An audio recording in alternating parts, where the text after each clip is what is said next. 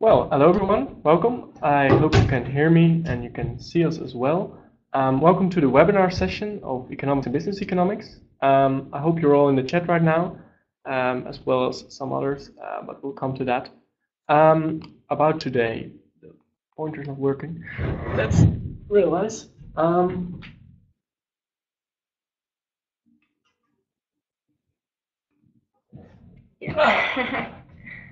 Okay, now it is. About today's schedule. Well, we'll start with the welcome. That's where we are right now. Then we'll talk about the bachelor's program in general, like what economics and business economics is, why you should choose it in Utrecht.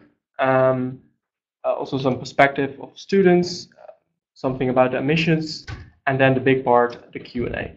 So if you have any questions about the program, any questions for us, any questions in general, just ask them in the chat. You can do so right now. You can do so during the session. You can do so in the end, because we will cover some of them then. So I really don't like this pointer. This pointer doesn't like me either. Okay, that's not. That's really not ideal. Well, this is going to be a bit more difficult, but it's fine. Hello, everybody. My name is Martina Kamborova, and I'm a third-year bachelor student here at Utrecht University, doing the Economics and Business Economics program.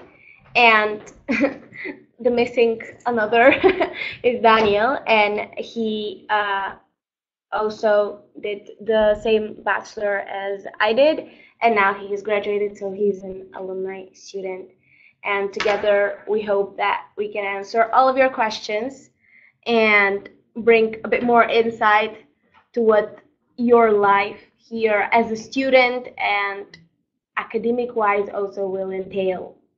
We're still struggling a little bit to move. Oh yeah, here we are. Okay, you can see our pictures. We'll hope that it stays like this.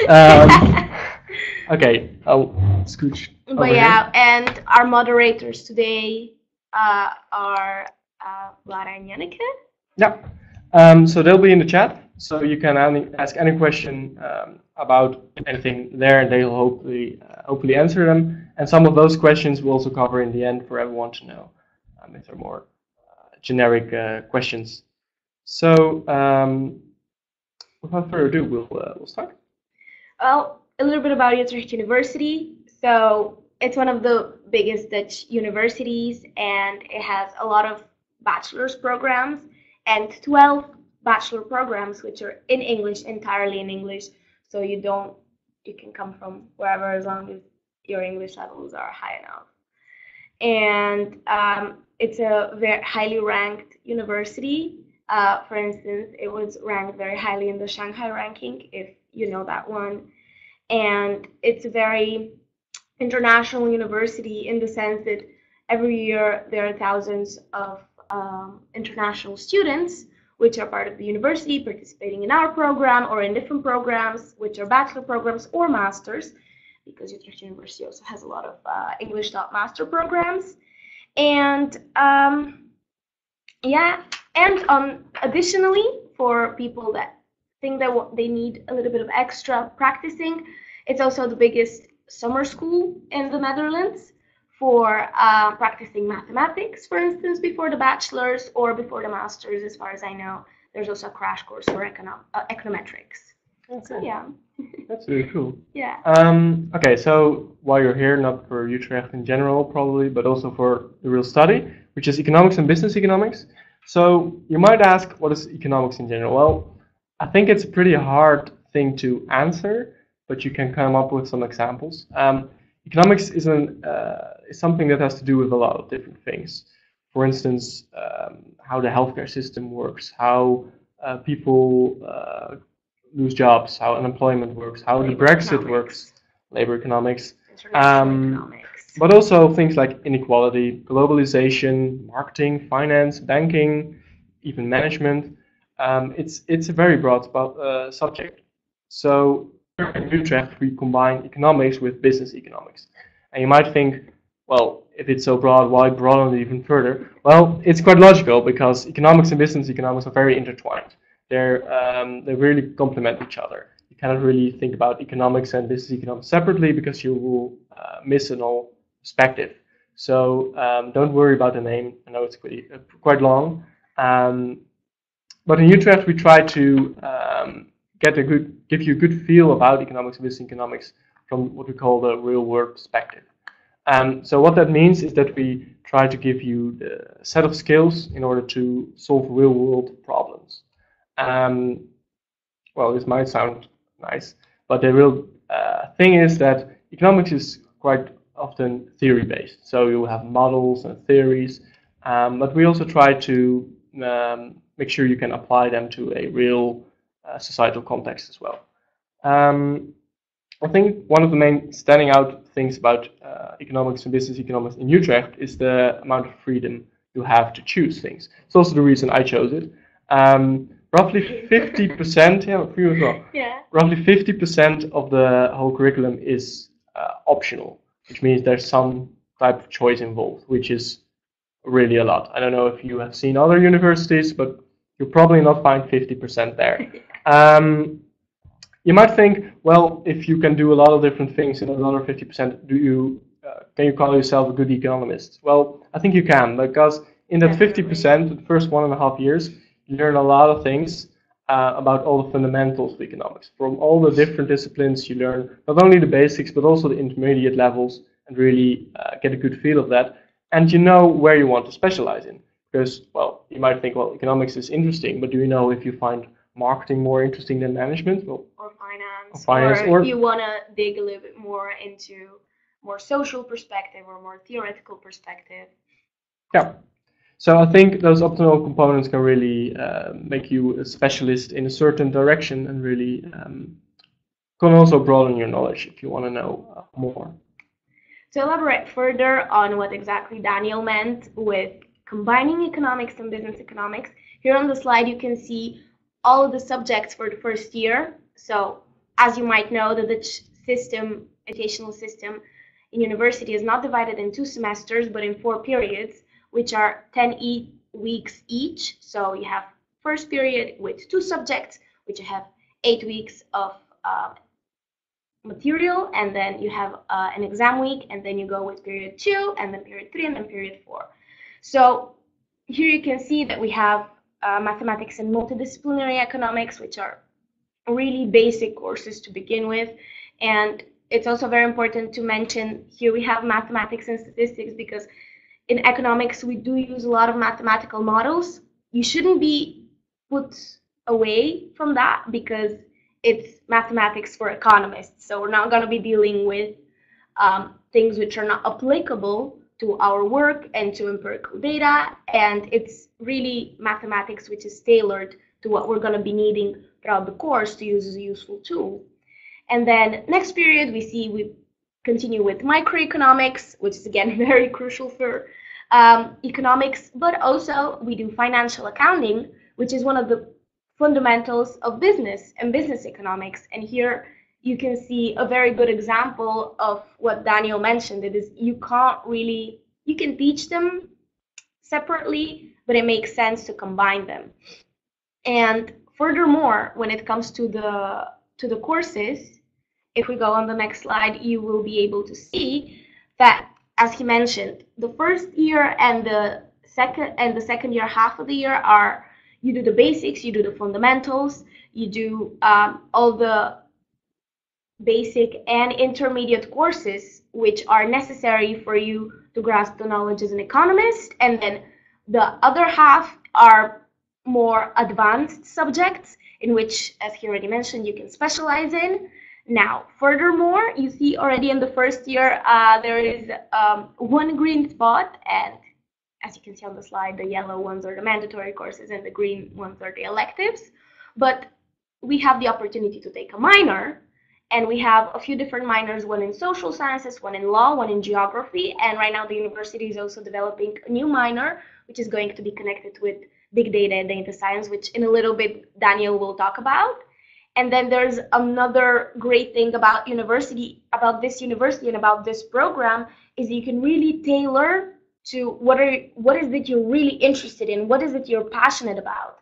And you can really choose the electives And in the last year, you also have the opportunity to go for the first two periods. So for the first semester in third year, you have the great opportunity to go abroad. It's not necessary, but you can go on exchange. And Utrecht University is known to have a great network with universities all over the world. So you can get, maybe if you're a Dutchie, you want to get a new experience somewhere else in the world. And we also have a very good program with Lewis University, which is in Rome. And during the second year, you go there, and it's a specific business economics minor. However, these are not obligatory. These are only if you want, but we are here to show you all the options. So you can, you can think about it, and then when the time comes, you can, decide, make your choice, but know that there are options, and you can really tailor the program to what you want and what you need. Okay, so we'll have some examples of minors you can choose. We basically have two types of minors. We'll first cover the approved optional minors, what we call, in which we combine economics with a second discipline. And that's a we call it a dedicated minor, and we have that in 4 different subjects right now. You can see them in the slide as well. The first one is law. Well, you can think about how to combine law and economics, quite logical, like regulation, environmental issues, and those types of things. Corporate law. Corporate law, yeah. So you'll get the stuff from economics that's applicable to law, and the things in law that are applicable to economics. So you're really on the borderline between the two. It's an interdisciplinary study. Exactly. The same counts for geography, where you can think about globalization or location issues. You'll probably not learn that much about volcanoes or things.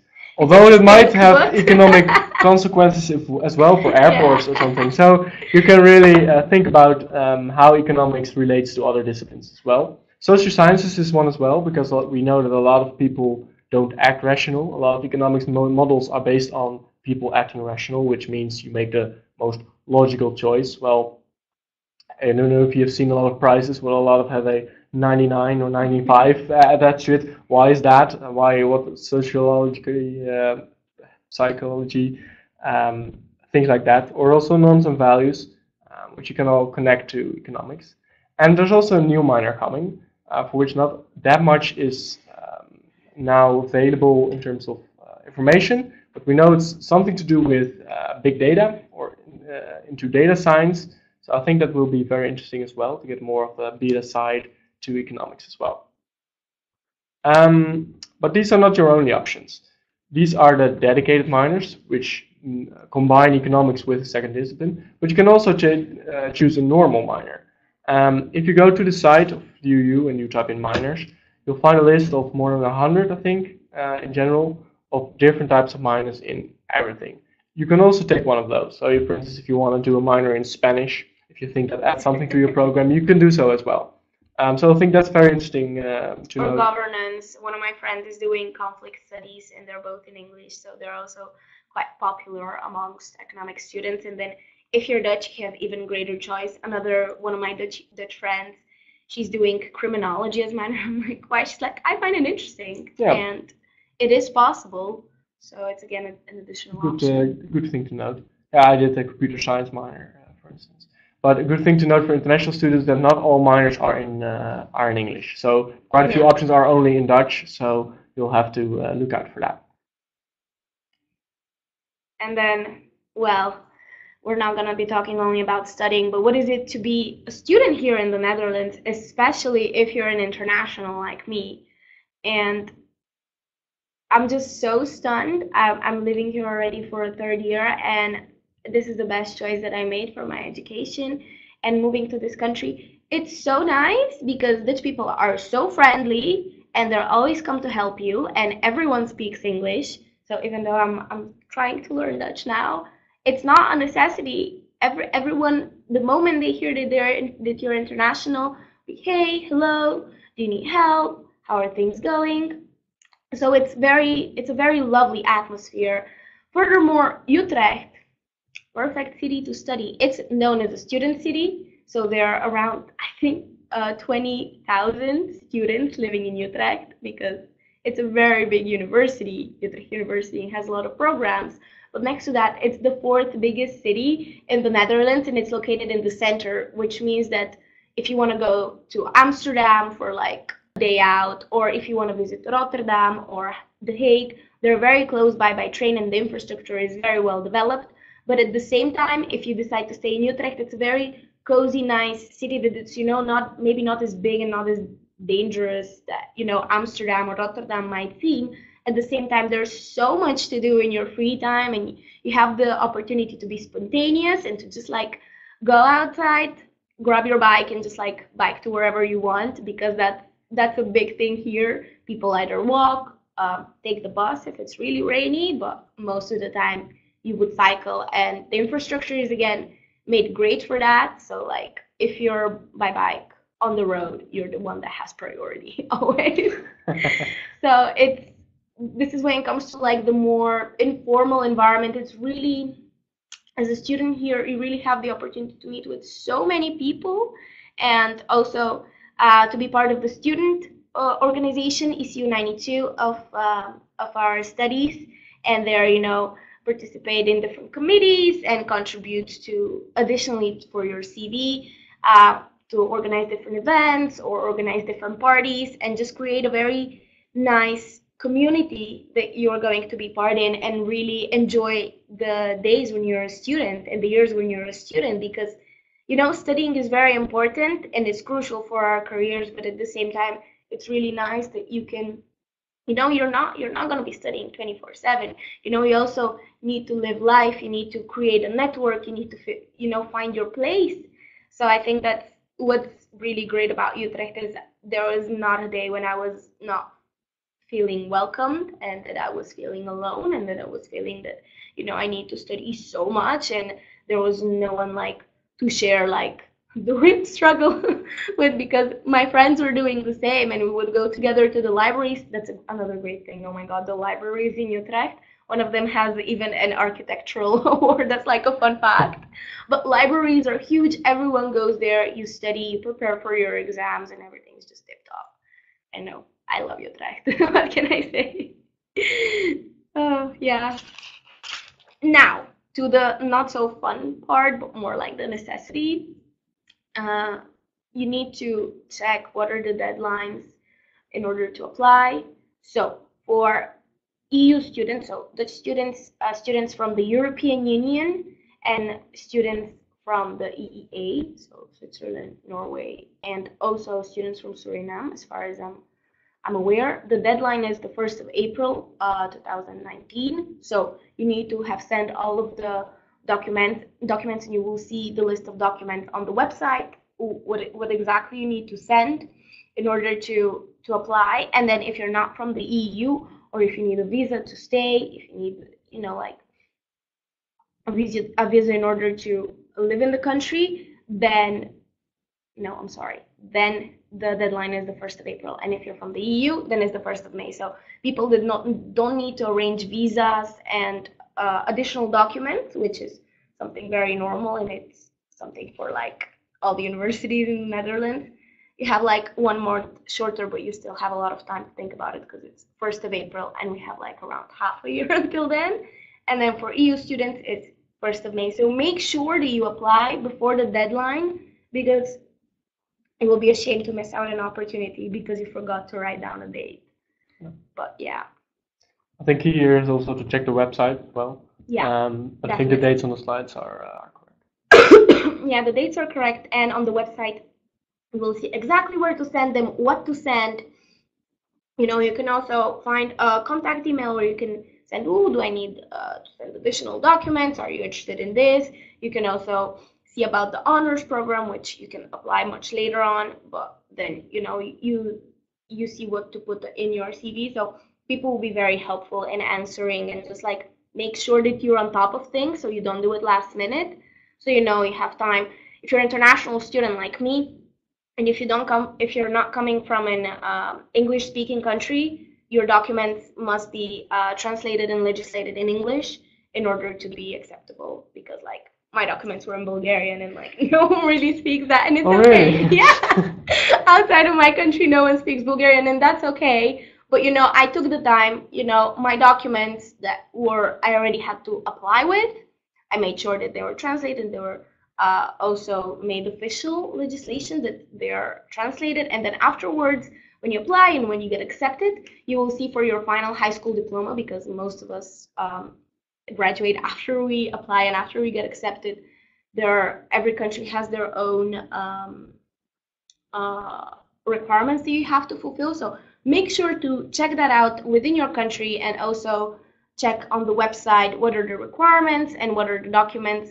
It's very like country per country type of deal, but there's nothing to worry about. We're letting you know half a year in advance. It's not that difficult. You can arrange your documents in maybe like half a day or something, if you really can't find that diploma that your mom has hidden or whatever. So nothing to worry about. I'm not saying this to scare you. I'm saying this so that you have it in the back of your head. Make sure, write down the date, apply before the deadline, and everything will be great. And if you have any questions regarding admission, we also have an admission office, I think. Yes. The address for that's probably on the site. You'll find it on the website, yeah. So you contact them, they will know all the nitty-gritty stuff. So that was a short presentation about the study. However, we're here to answer your questions. I see that a lot of you are already talking in the chat and already have some answers from our moderators, but we'll also cover some of them here. So we'll start with first question. You want to do that one? Yeah. So Naman Berry says, what about working while studying, as in part-time? Well, I work part-time, and I've done that for 2.5 years. So like my first half year, I was like, let me ease into it. Let me see how things are going. And then when I saw that I found my rhythm, I found my place, I found a way to deal with things and like to really find a routine. From there onwards, I was like, okay, now I can, maybe look into something doing 8 hours. It's doable. I didn't speak Dutch, and even for international students, it's possible. A lot of places in Utrecht and in Amsterdam, especially in Amsterdam, don't have as a requirement to speak Dutch. So if you need it, if you want to have additional financial freedom, that's definitely possible. And as long as the company is okay with you having classes and you make sure that you're doing your studies, everyone is very understanding. So it's definitely doable. So yeah. Okay, I think that's pretty clear. Yeah. If anything's still unclear, you can also talk to the chat. They'll pass some of the questions to us, so you'll know that. Let's go to the next one from Adriana. She asks, how many hours of classes are there in the first year? Well, I think it depends in general, it depends per course. So how many contact hours you have. Usually you have 1 or 2 lectures, which are all 2 hours, and 1 or 2 tutorials, which means if for a course you have 1 lecture and 2 tutorials, for instance, you have 6 hours a week for that course.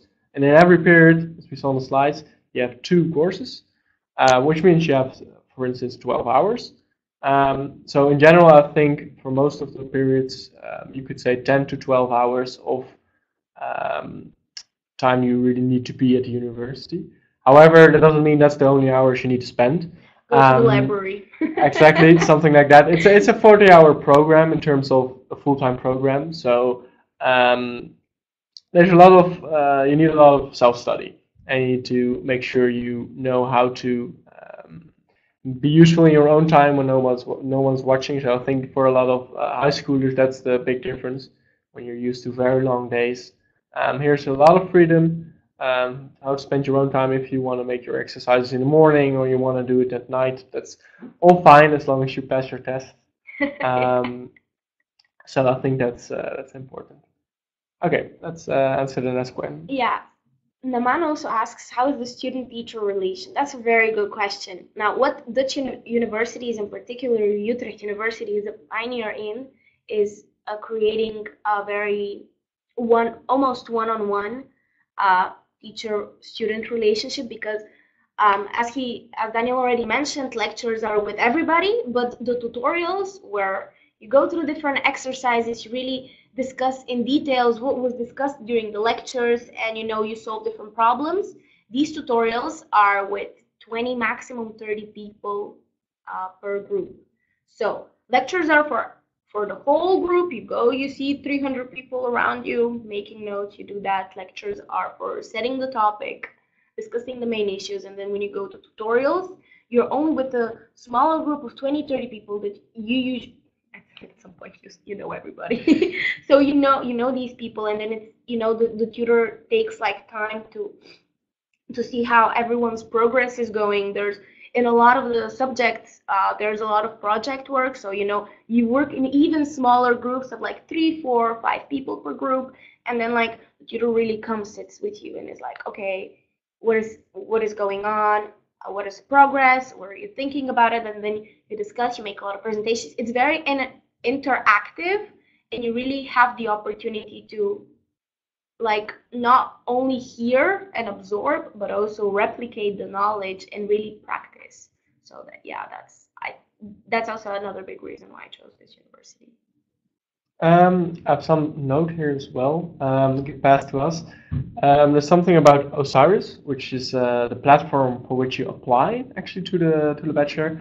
You can only apply after the 23rd of October, because before then they're doing some things. So it's good to know that as well. Okay, so we'll continue with the questions. Kirill asks, what about holidays? That's the spirit. When it starts. Do you know the exact dates? I think that the academic year starts at the 1st of September. Correct? Yeah, and you begin with a very fun intro week where you get to meet all of your fellow freshmen, and then you have the intro weekend, and then like more questions you can ask to this student organization, and then afterwards you begin with classes, and then you have the Christmas break, which usually begins from like 21st, 22nd of December, then like last week of December, first week of January, and then you continue, and then if you pass your exam, the retake weeks, so the retake exam weeks are also 3 weeks for you, and they're usually either last week of January or first week of February, and then I want to say beginning of April is the next retake week. So if you need to retake an exam, then they're not 3 weeks. But if you don't, then that's a free week. And then the year finishes officially last week of June. This is the last exam week, and then the next 2 weeks you have 2 retake weeks. So it's again. So like worst case scenario, you finish mid-July, but for almost everyone, you finish at the end of June. So this is like calendar-wise. Yeah, I think the academic calendar is like general for the whole university, so it's also on the site, the exact dates as well. Okay, Jesse asks, did I hear that correctly that there is a requirement to speak Dutch when working in Amsterdam? I have no clue about that actually. No, a lot of places. I don't think it's a law per se. That would be really strange. I mean, in overall, in a lot of jobs in cities, I think tourist types of jobs or small jobs, it might be a plus to be able to speak Dutch. But I think in general in the Netherlands, people are really good at talking English. I mean, almost everyone can at least say something in English or at least understand you when you're talking English. So I think for a lot of people that doesn't really matter. But also in the business world, it's a lot more logical. There are a lot of jobs where in the Netherlands you'll talk English anyway, so it's really logical that our program is in English. That's also a question we get quite often at open days, for instance. So I'll cover it here. How difficult is it that the whole program is in English? Well, I think I'm not too good at languages. I was always very bad at German and French and all those ones. But you get used to it really quickly. The first few weeks might be difficult because everything's in English, so that you like what are you talking about? But you'll manage. The best way to learn a language is just practice it. But one thing you should consider is that most of the materials in economics and in a lot of literature and academic world in general are in English anyway. So if you're going to study economics and on the university that's in Dutch, your books are probably still going to be in English. And I don't know about you guys, but I think it's very hard if some of the stuff is in English, some of the stuff is in Dutch, and you have to translate things, and then they they come up with a Especially lot if of you don't speak theories. Dutch, then If you don't speak Dutch, that's really hard though. But I do speak Dutch, but then still, it's really difficult because for a lot of things they have different names, and you think, oh, I've never heard of it. Oh, I only know the English name or the Dutch name. And also for later life, I think it's a lot better to learn everything in the language that it's meant to be in. You could say what the rest of the world works in. So I think having the study in English is quite natural, and you'll figure it out. And it's really cool to have a second language that you're really comfortable in, I think. yeah, So that's good to know. definitely. Emma Vrinceanu asks, is it possible to live on the international campus Utrecht? Yes, it is. There are some apartment studios which are dedicated for students in our program. However, you need to check with the university, and I think you need to subscribe a bit earlier if you want to get that spot because they get taken pretty quickly because we do use the facilities there, but we share it with UCU, and everyone from UCU lives on that campus as well. So it's pretty normal that we don't have that many rooms, but it is possible. It is possible. You just have to check, and there are apartment studios, so, and they're really nice. Most of my friends were living on them. It was so much fun first year. I Yeah. think a good thing to note here is that like the normal thing here is that you don't live on campus in terms like there are possibilities, but the normal thing is that you find accommodation yourself. Yeah. So I think that's good to know. A lot of student combinations are in the neighborhood of the campus anyway. So a lot of the tutorials and lectures sometimes are on the campus, which is the international campus. You can look it up. Yeah. Which we share with UCU, which is the university college. It's a really nice campus. It's really cool. But a lot of the lectures, which you need to have in a very large room, we don't have that many large rooms on the campus because it's quite small. Yeah. So we'll have those at the Uithof. So that's like 10 minutes from the campus, so it's not that far away by bike. Yeah, not by bus, but it would be really stupid to go by bus there. I think walking is like Walking 20 is, minutes maybe. yeah, but it's something. like it's such a beautiful scenery walking through there because you have like some bridges and some canals that you pass through, and then there are these little houses. Sounds like the rest of the Netherlands as well, but yeah. No, so those are the two places you need to go to. And Neyman also asks about accommodation on campus and off campus. On the Uithof itself, there are also quite a few student accommodations. One thing I can say to you is look up some of them already, because Yeah. a lot of them have Yeah. long waiting lists, and it Yeah. can be quite a struggle. Just the sooner you get onto it, the sooner you make contacts in the city and have some plans, the better it is, because finding accommodation can be really tough, especially for internationals. Yeah. That's why university really helps with students in the first year and really try to be on top of these things, especially with the accommodation for the first year. University helps you out. You know, either you're living on campus or a Delfthof, or sometimes if you apply too late, they can also help you find a place in Zeist, which is a really small, cute town that is right next to Utrecht, because a lot of places are full. And then, like at the end of your first year, you'll start looking for your own place for the second year onwards, so that the new freshies can like come and have somewhere to go if, let's say, they're coming from the other side of the world. So I think it's very understanding that university helps with the first years, and then once you've lived here already for a year, you can look on your own, you can go and like check out places and everything. So that, I think that's really lovely, because I know not all places do that, but Utrecht University definitely helps. Okay, let's see what a good question is. Femke asks, what's the size of this study at Utrecht University and how many students on average? Would you happen to know that?